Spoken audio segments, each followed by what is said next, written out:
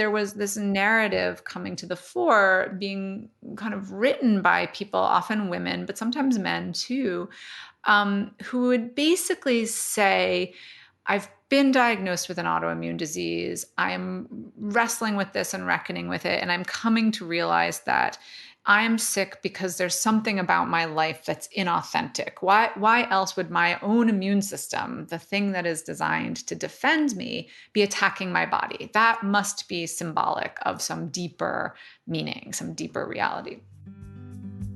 Not otherwise specified has always been one of my favorite phrases in medicine.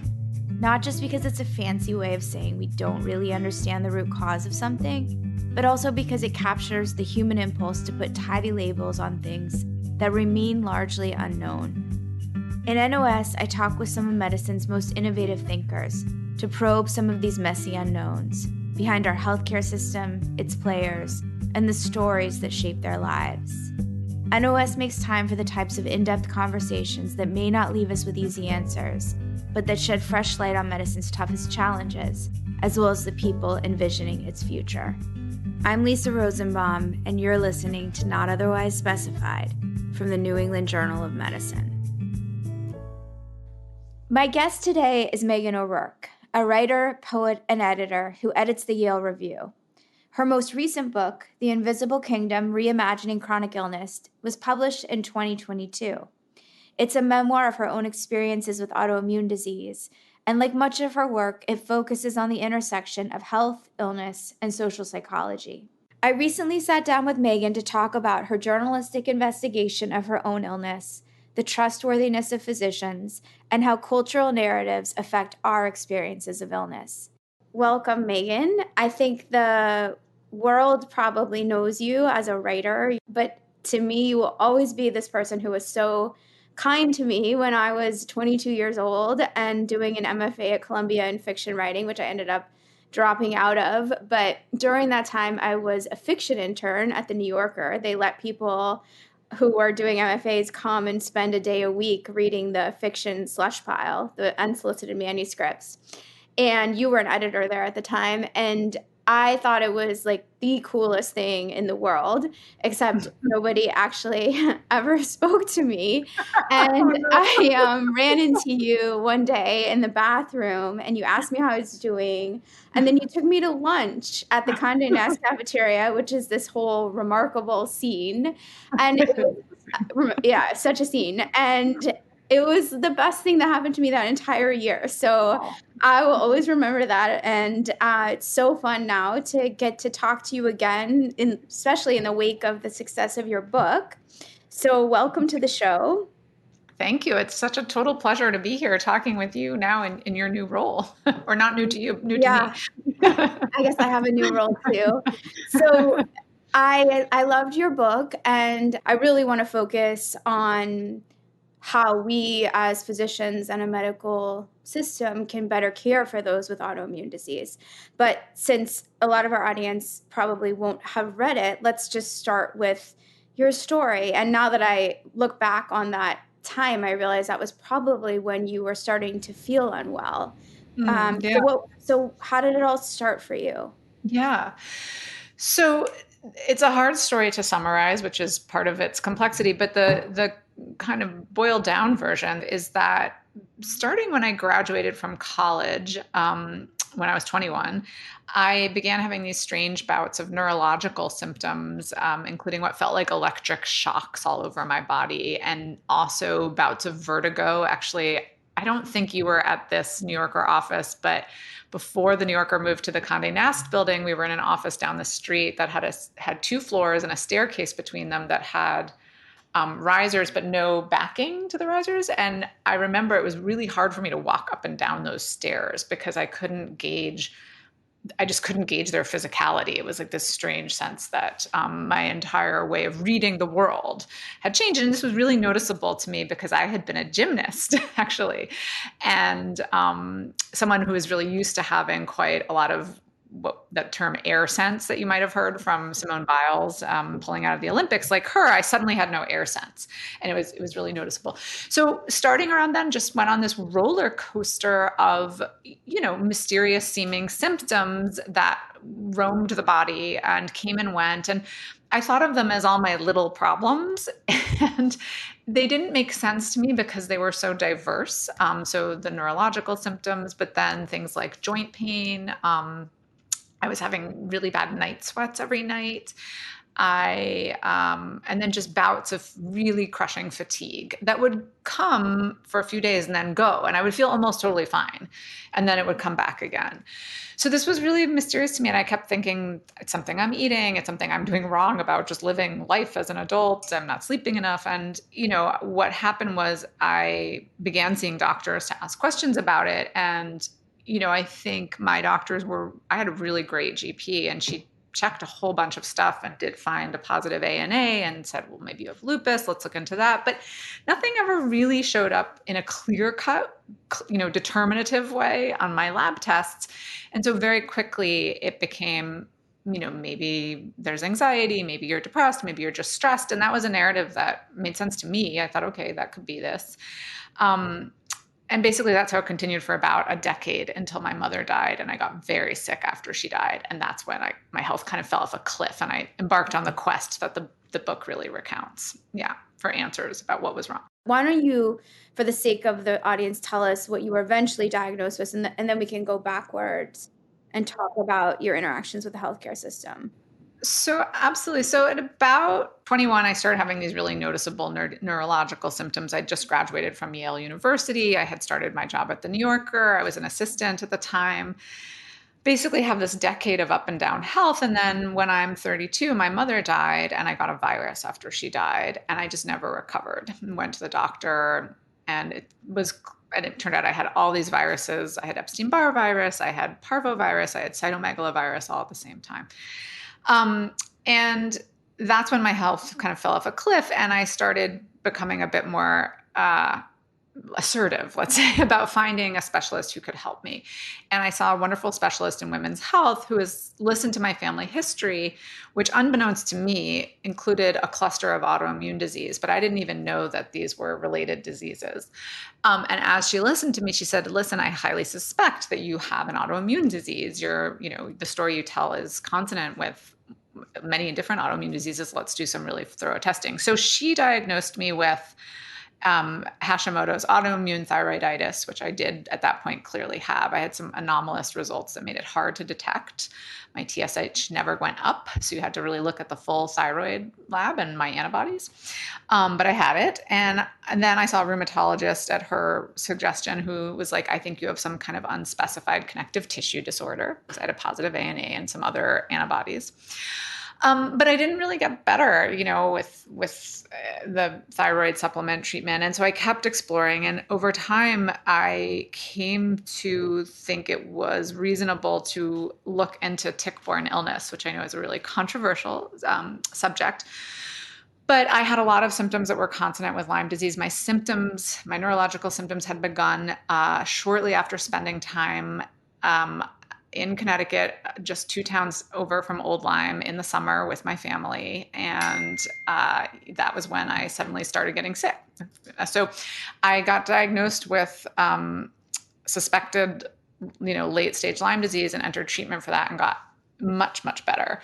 But along with that, I got diagnosed with postural orthostatic tachycardia syndrome, which, involves dysfunction of the autonomic nervous system, which made a lot of sense of my remaining symptoms after I was treated for tick-borne illness, because I was having fainting episodes and things like that, and just strange racing heart and a lot of fatigue at the end of the day after exertion. And now that I finally got diagnosed with POTS, it was as I was finishing the book, I was in really the last stages, and I was like, I think there's something else still.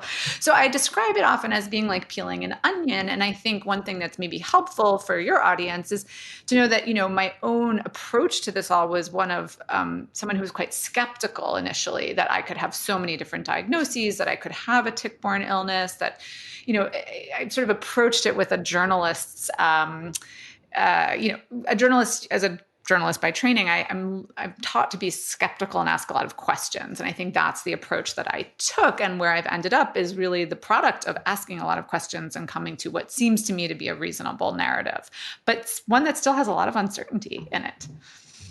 So can you talk about both good and bad interactions with the healthcare system. I think I've heard you talk about physicians you trust and then those you don't trust. And, trust is a thing that we all at least were thinking a lot about during the pandemic, and I think we should still be thinking about. But what is it that made you feel a physician was trustworthy or untrustworthy? It's interesting. I tend in the book and even now to think much more systemically and a little bit less specifically about individual physicians. But that said, I had a neurologist, I think in my late 20s or early 30s, when I started to really sort of look more deeply into my symptoms. I was referred to this wonderful neurologist who was then at Weill Cornell. And she listened to my story about the electric shocks, which were actually one of the worst symptoms I had.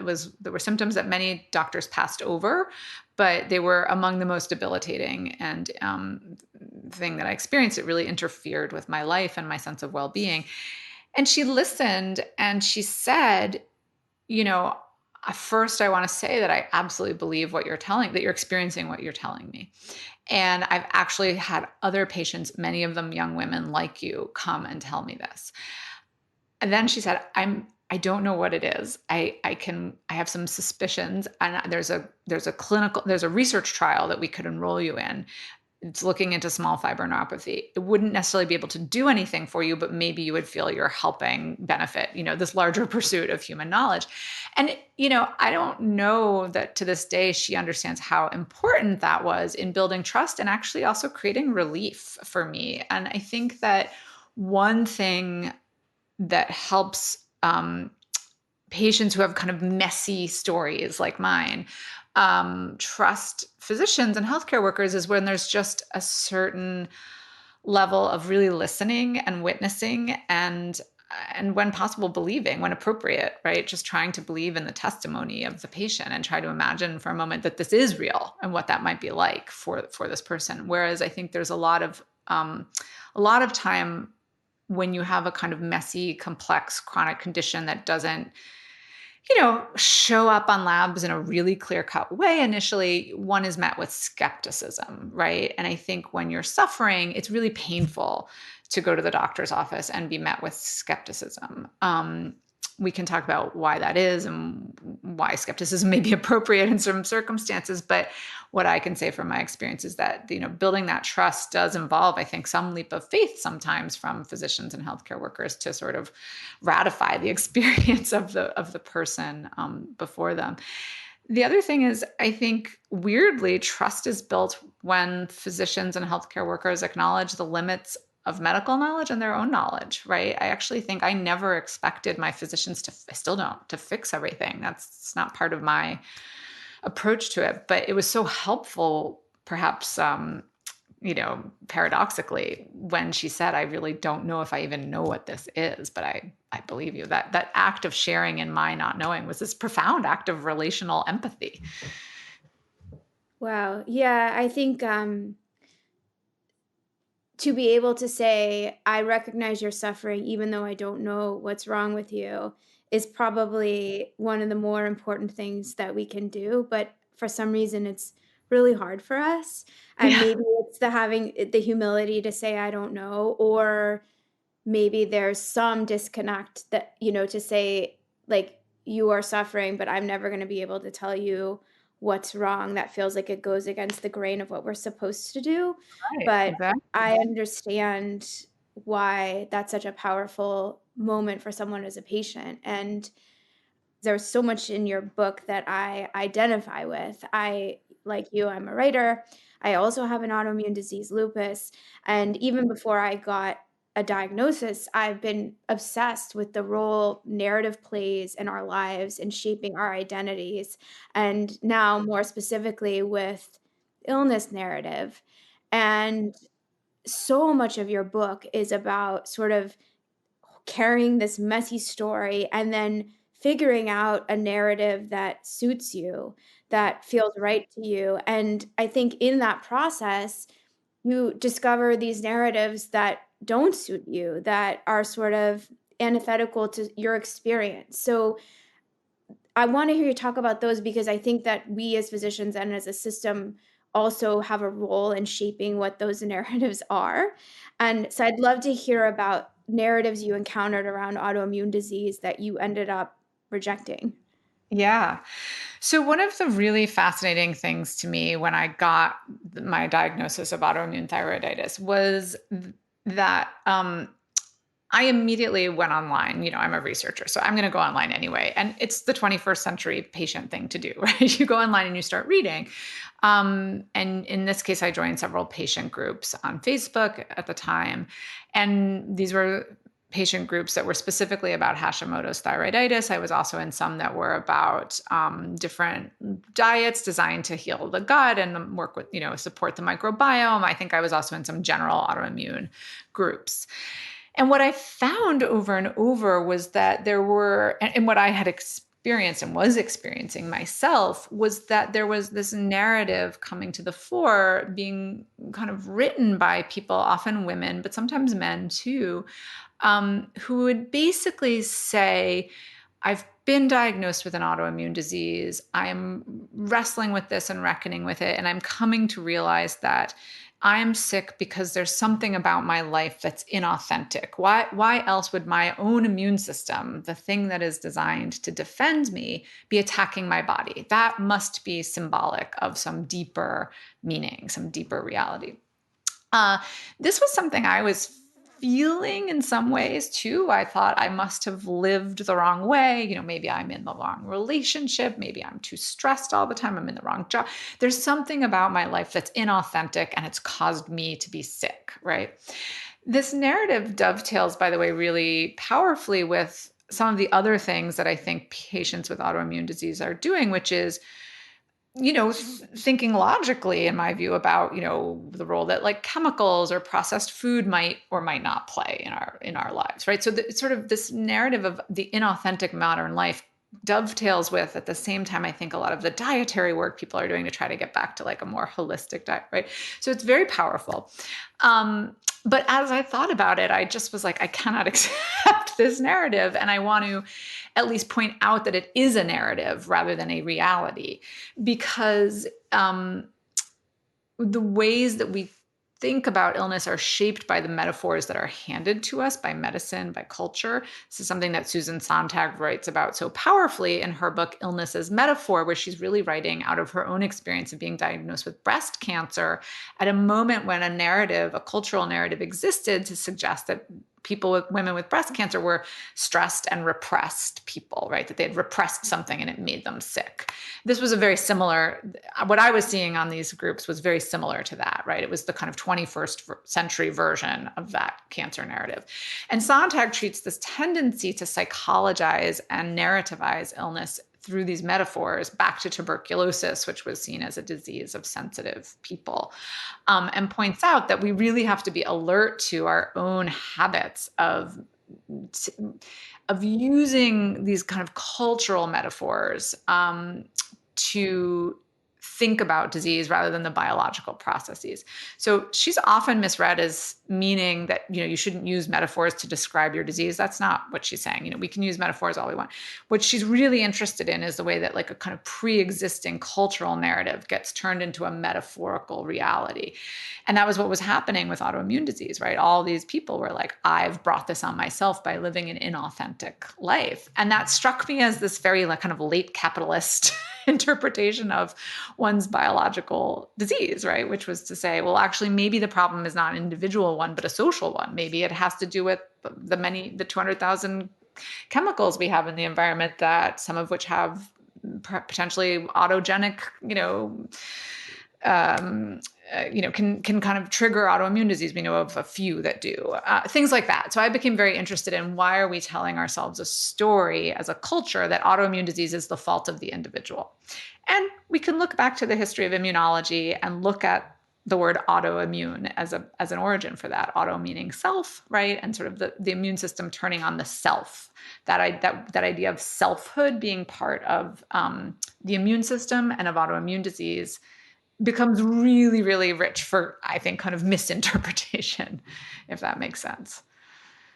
Yeah, it makes total sense. And, I found relief in reading those parts of the book, because honestly, I think somewhere inside of me, I feel like this is my fault on some level. So it was really, and I actually have taken the opposite approach, I think, to what you do, which is, I don't know if it's the doctor in me or what, just some form of denial, but like I never read about lupus. I never Google anything. I've never been part of a patient group. Like I Mhm. can't handle it at all.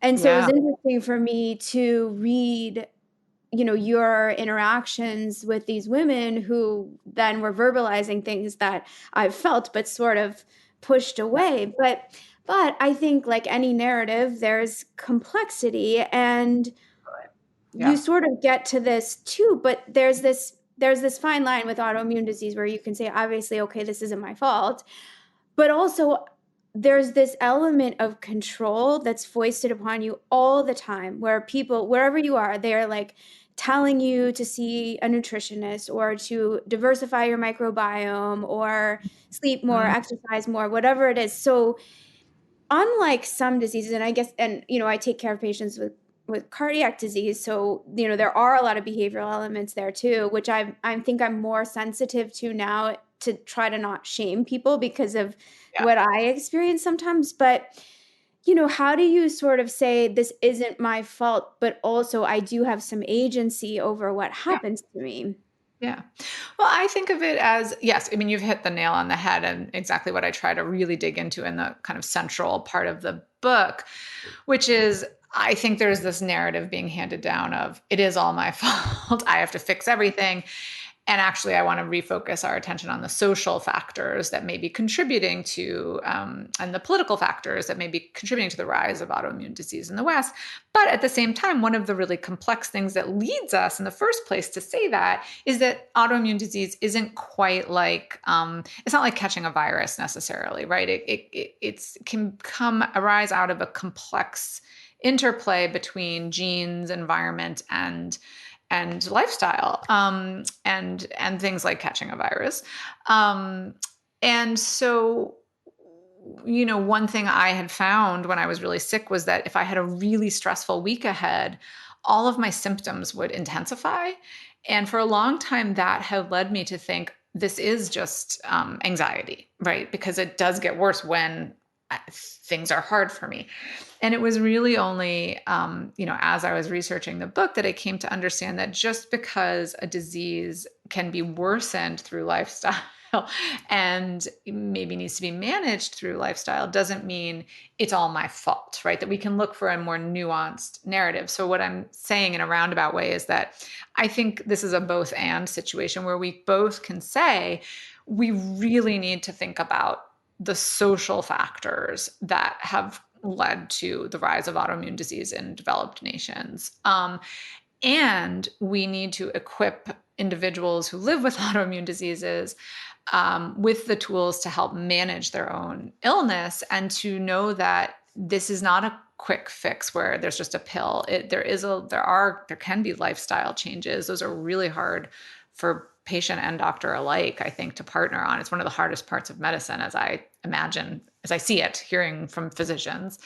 Um, and it's really, really complicated, right? Like I had a really bad flare a couple months ago now, and I felt so responsible. I just thought, and I had a lot of work to do, and I just was like mad at myself because I was like, I ate something that might have had gluten in it. I'm very sensitive to gluten, and it triggered a whole bunch of other, anyway, but it was a whole week of sort of self-recrimination. And I had to stop and remind myself that I had just written this book that was like, yes, I can try to manage this, but the fact of having it is not my fault, right?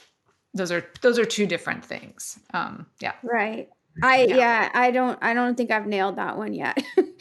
um Hard. Yeah. What are the social factors? Do we really understand those and how they contribute to autoimmune disease? We don't. There's a lot of suggestive research. I think no one that I talked to would say, here's a definitive answer. But for the book, in my kind of putting on my journalist hat, so the book weaves my own story, but it weaves quite a lot of research and journalistic interviews into the story. So I spoke to Noel Rose, who had discovered autoimmune thyroiditis and was the founder of the first autoimmunity kind of clinic at Johns Hopkins, and a whole bunch of other researchers and immunologists and so forth. And, I think there's a few things that people are looking at, and one are changes in the microbiome over the past century, in particular in Western countries. So looking at changes in the food system, industrialized food, how our diet has changed really radically, and yet our microbiome, isn't really suited for the processed food we eat. So there's a lot of evidence to suggest that like each generation is passing along a kind of further compromised microbiome with less diversity of species in essence.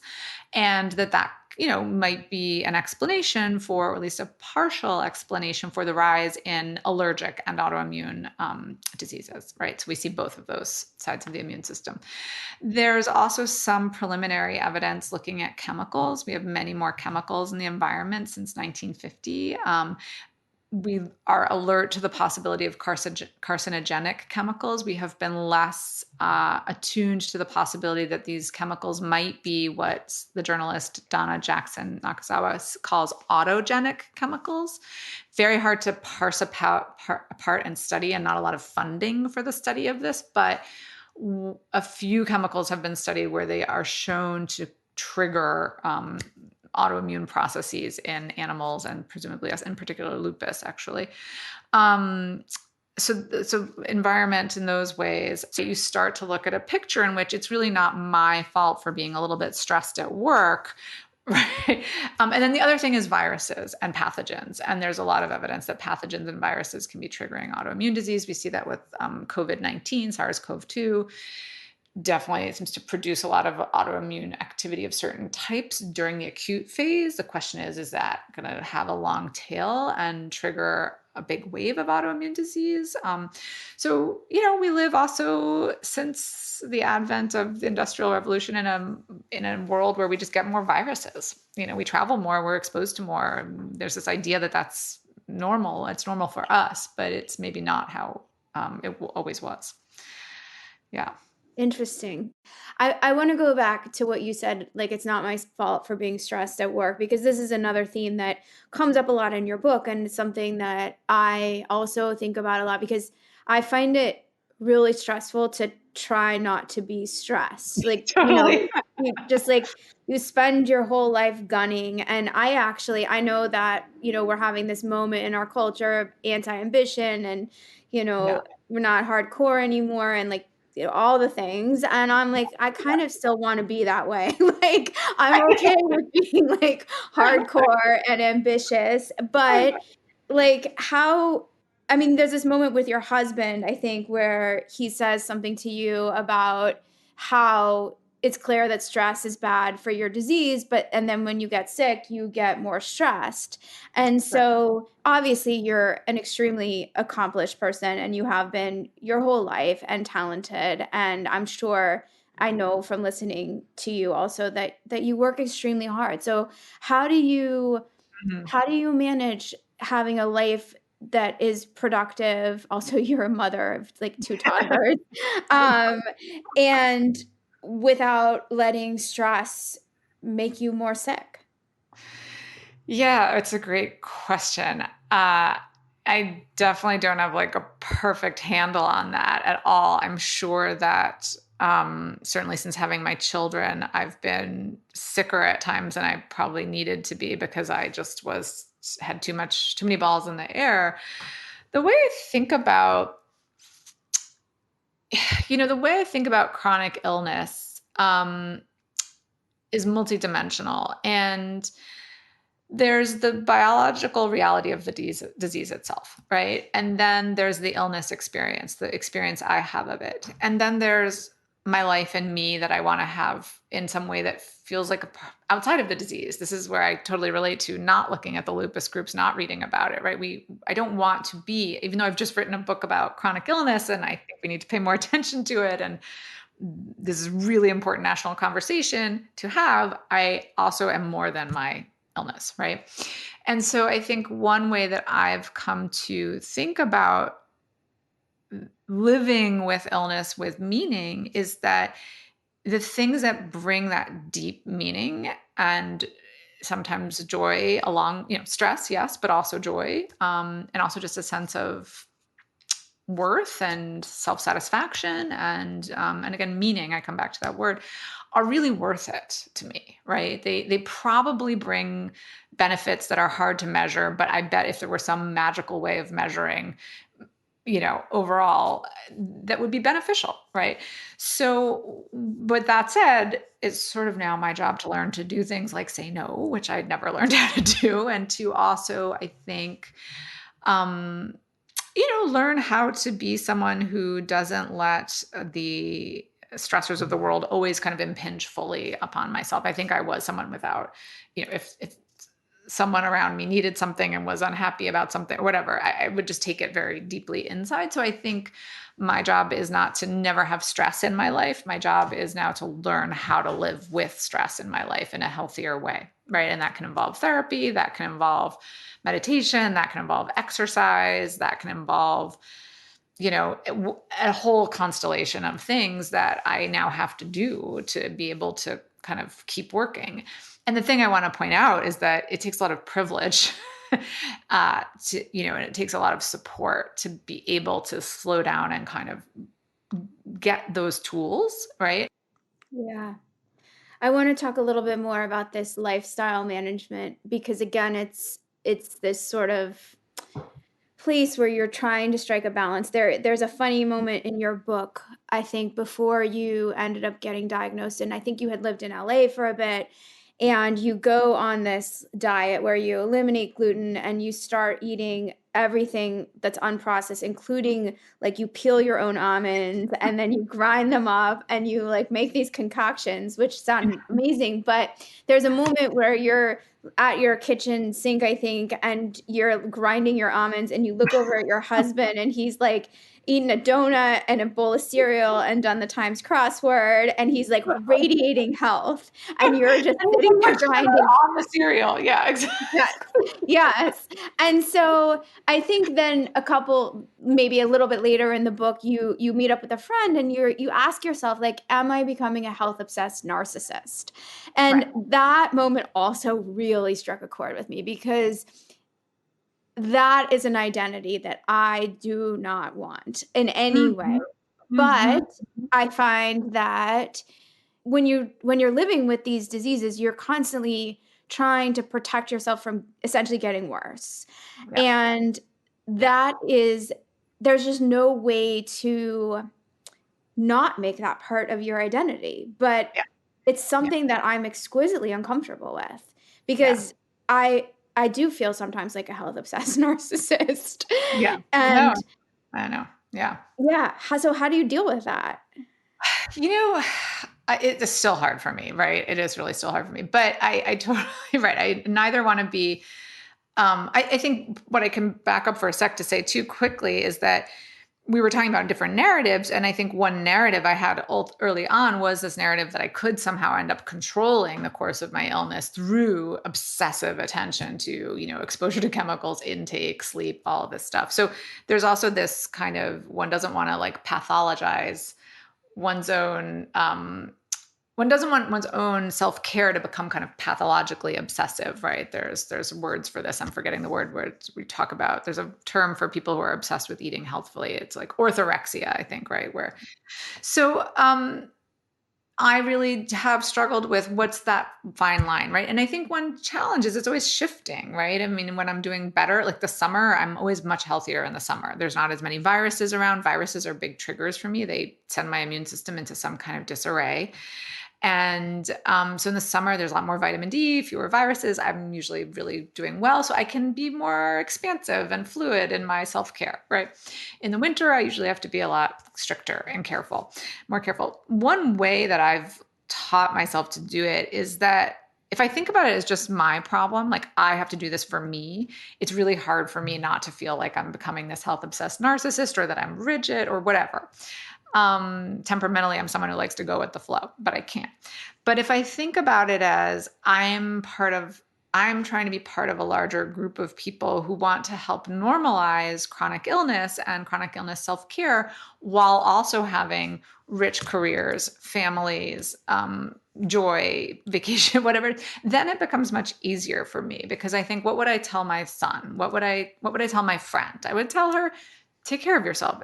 You have to. It's just part of your life. And so what I kind of do this little mental game in my head, which I'm sure if I had more comfort with putting boundaries up, I could not have to do. But since you feel like this too, I can tell you, like, I'll often just be like, what would my mom tell me? I wanted to go do something in New York I'd promised to do. I was really not well, and I was going to fight through the rain and go take the train from Connecticut. And I was like, this is a bad idea. I'm going to be really sick for days. So I just have to call and say, I'm so sorry. I cannot make it in the end. It's very hard. It's a lifelong process of learning for me, but I find that distancing is really, really helpful.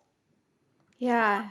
So since you brought up your mom, so your mom died of colorectal cancer, right? When you were 32 and she was in her early 50s. Yeah. Yeah. I'm so sorry. And you wrote a whole book about grief.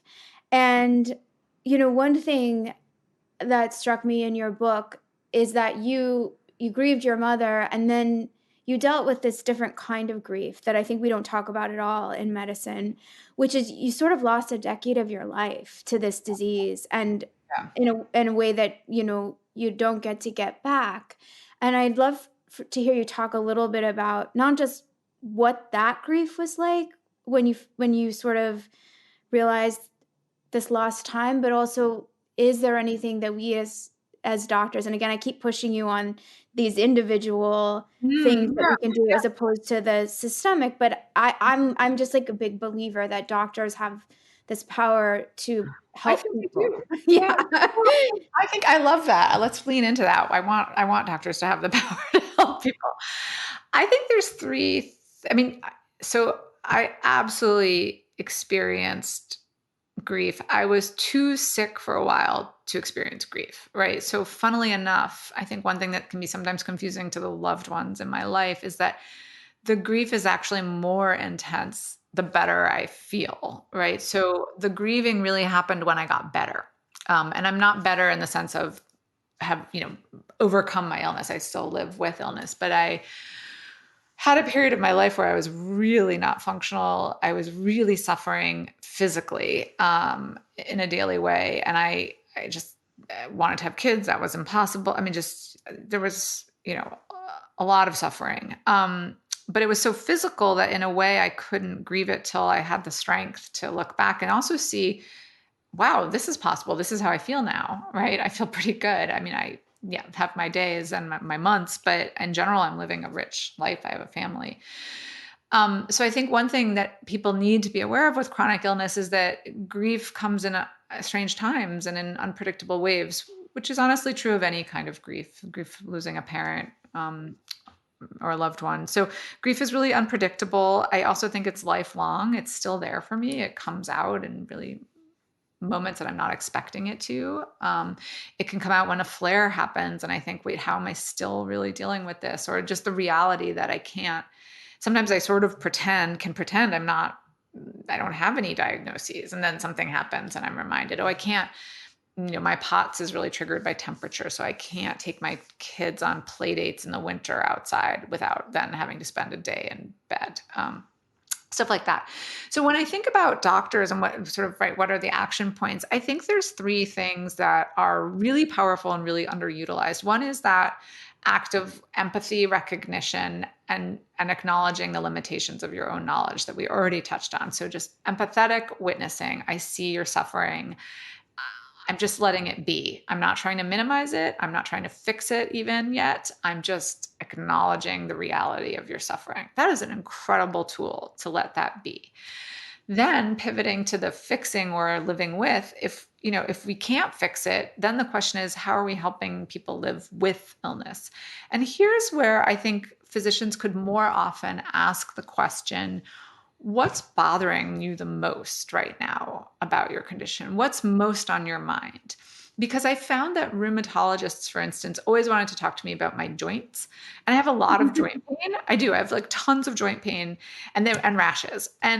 But like it just that doesn't bother me. What bothers me is this neurological pain that I was having. So my rheumatologist is amazing, and she'll say to me, "What's bothering you most?" And we'll talk about the nerve pain, and she'll be like, "Well, some people find, I forget what it's called. It's actually an antidepressant. It also seems to work on nerve pain. So she'll say some people Gabapentin? find, No. yes, I think it was Oh, that. She'll say some people find this helpful. Do you want to go on it? Is that bad? Is it bad enough to go on it? I'm like, well, I'm pretty managing it this way. I'd rather not take a medication, but she'll be like, you know what? I'll write you a prescription so you have it. So the day that it becomes overwhelming, you just know you have an out. And things like that, where she's really working with me as a partner and really figuring out what's interfering with my quality of life. And I think also a lot of patients have anxiety about access to our doctors. Like suddenly I can have a really bad day, but my doctor can't just be on call for me, right? So I think things where there's like a prescription in waiting for you, or you fill the prescription in case, but the doctor knows you may not use it. Just these very honest conversations about managing illness, I think can be profoundly life-changing. And it interested me that very few of my doctors, and maybe everyone listening does this, but very few of my doctors would start the conversation by saying, which of your symptoms is bothering you most? And how can I be a partner in thinking about how you live with it? Or what aspect of maybe what's bothering you most right now is just having a chronic illness and you need to talk about it for 5 minutes, you know? I mean, that's super helpful to me as a doctor. I'll definitely say that. So, Len, I think that sort of gets us to the topic that is probably like the most fundamental theme of your book, which is this idea of being seen. Mm. And I mean, you call it the invisible kingdom. And for so long, you felt unseen. And I would love to hear a little bit about the ways you felt unseen. And then again, what I keep coming back to, how do we help patients feel seen when we don't know? Yeah. Yeah.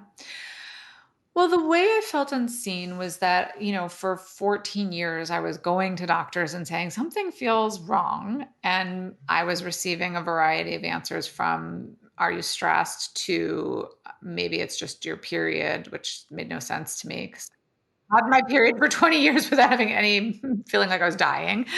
To just kind of in curiosity, but a lot of reflexive characterization of my symptoms as either psychological in nature, or I suspect kind of a sense that I was making a mountain out of a molehill, right? That was my fear. That was sort of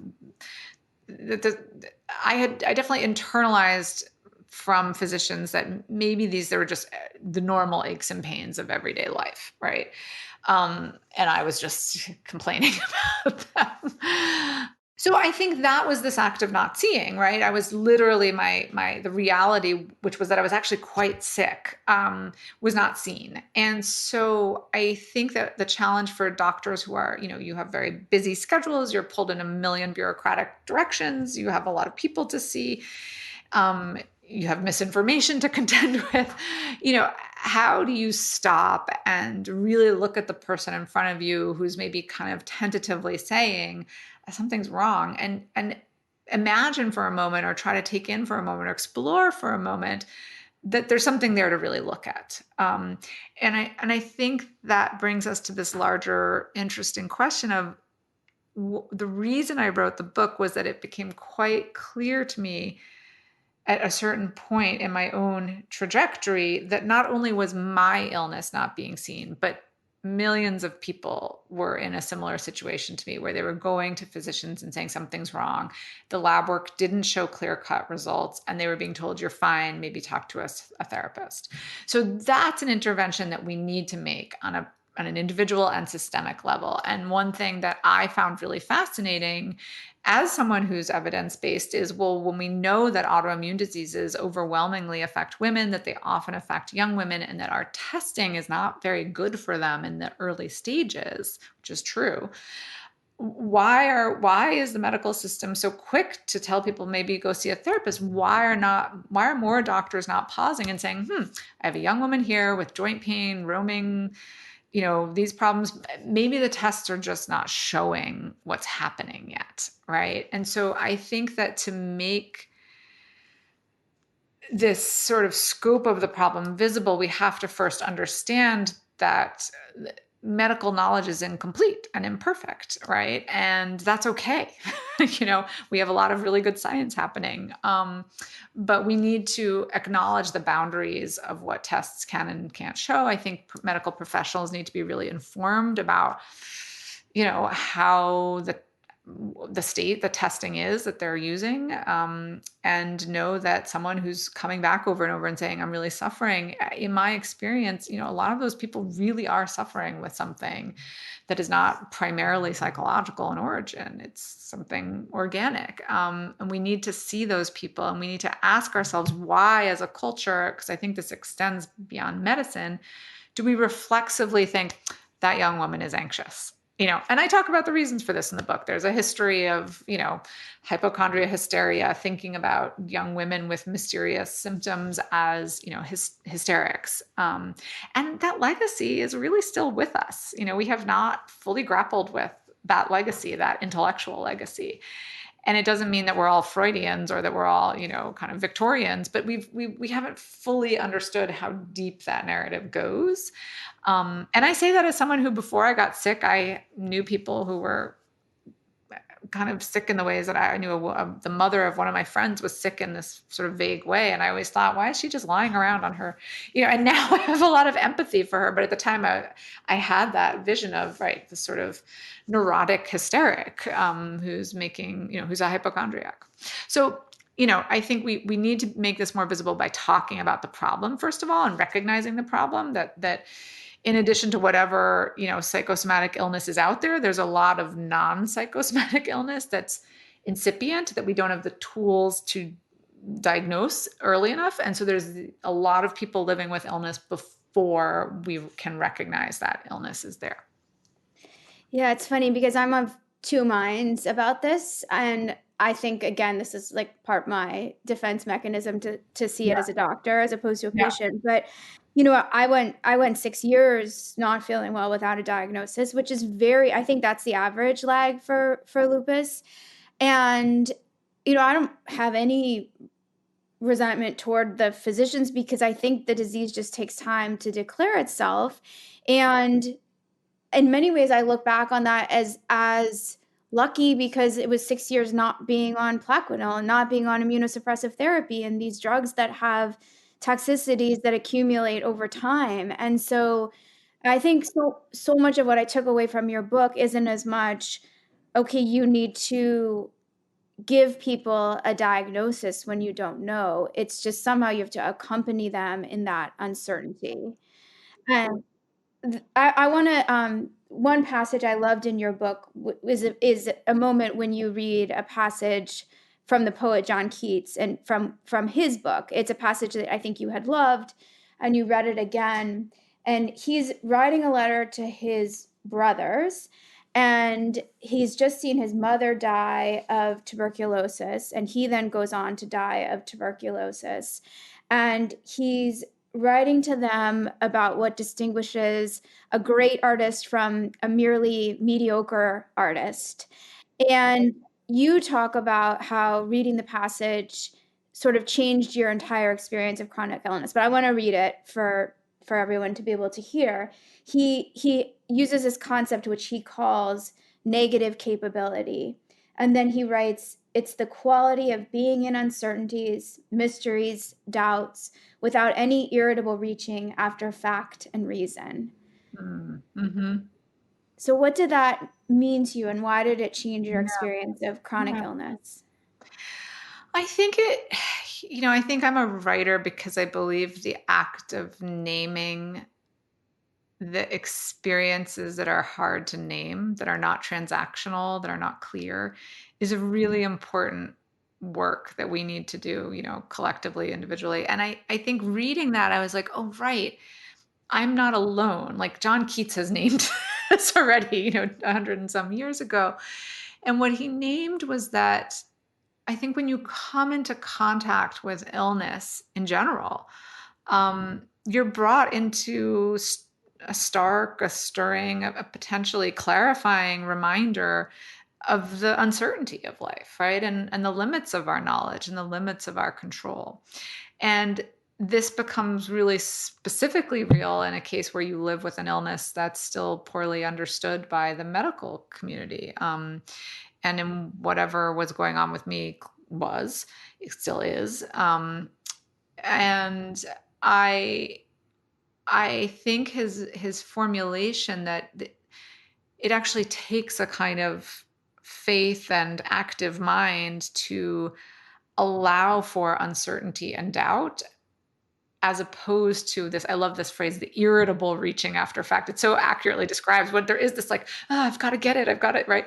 And so I thought this is a reminder for both me and my physicians, right, and the loved ones in my family. And it's a reminder that situates that as a human problem, not a problem that's the special dispensation of the ill. Like, I'm not alien. I'm actually human is what that quote really did for me. And it reminded me that it was human to live with illness in the way that I was, and that I was not invisible, that in fact, this was in some sense the essential human condition in one way or another. When I finished your book, I mean, I found myself thinking a lot about this need to be seen, how to make patients feel seen, and then my own need to be seen, because it feels like something that I should be able to kind of get over. And it made me think of a conversation I had with my dad. My dad's actually a rheumatologist.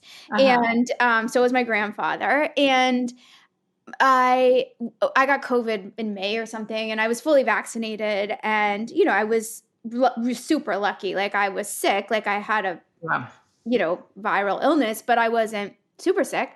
But he called me and he said, "How are you feeling?" And I said to him, "Dad, COVID is just so much easier than lupus." And afterward, I didn't really think about what I meant until I read your book, but I realized what I meant was not that I felt physically better when I had COVID, because I didn't feel well, but that everybody in the world, literally everybody, understands COVID. And so few people understand lupus. And all of a sudden I was like, this is what's hard, is having to explain myself. And maybe this is what you mean when you say that we need to be seen. And at the same time, I felt like by recognizing that, I should be able to make that need go away. I know. Right? Like, why do we need to be seen? Like, what's that about? I just think that's the human condition. I think that everyone wants to be seen. And that's why we have language. We wouldn't have language if we didn't want to be seen and known. We would just go about our business and kind of we would only have transactional language, right? We would have the language for acquiring food and shelter. But we have poetry, we have plays, we have music, we have art, and we have those things because we long for something more. And we long for some kind of meaning, and we long for belonging. You know, it's very clear when you have small children that what they want more than anything is a sense of belonging. And I think we live in a culture in America that, you know, as you've alluded to, really fetishizes, valorizes the push through it, fake it till you make it, you know, whatever doesn't kill you makes you stronger approach. And so to be chronically ill and to have to say, no, I can't do that right now. But I'm also, by the way, like a total badass, and I'm like really pushing all the time. Like, you kind of want that contradictory reality to be known. And I think our culture doesn't have a narrative for that, right? It doesn't have a framework for that. That's part of why I wrote the book. We need language to give shape to that, so that it can be known that you are both saying, no, I can't do that, and saying, I want to, you know, as you were talking about before, just like you're someone who has a drive and wants to commit everything. Like, both of those things are, as you've been saying, kind of exquisitely, I love that adverb here. They're exquisitely simultaneous, right? In ways that are painful and joyful. And I think we want to be seen because we don't want to have to explain that all the time, because it's tiring. And also it takes away from the sides of us that are not having to say no or not having to be circumscribed. It takes attention away from that, and we don't get to inhabit that side of ourselves. So I think we want to be seen because we want to be the fully complex people we are. Ironically, to be seen and to have chronic illness be seen clearly lets us be fuller people. I like that a lot. I want to end at a place where you end, and it's a passage that brings up a lot of themes that we've already discussed, but I think I just want to give you one last chance to sort of speak to us as a medical community about how we can do better. And you write at the end of your book, one of the bitterest aspects of my illness has been this. Not only did I suffer from a disease, but I suffered at the hands of a medical establishment that for too long failed to fully credit my testimony. Yeah. So these are the things we've been talking about, but I do think that we need to bring awareness to the fact that in the absence of clear-cut tests, the medical community tends to dismiss patient testimony. I think there's even that, I forget the name of it, the pyramid of evidence and what you're supposed to weigh the most and what weighs the least. And patient testimony is among like the least important. Someone sent this, some physician friend of mine sent this to me.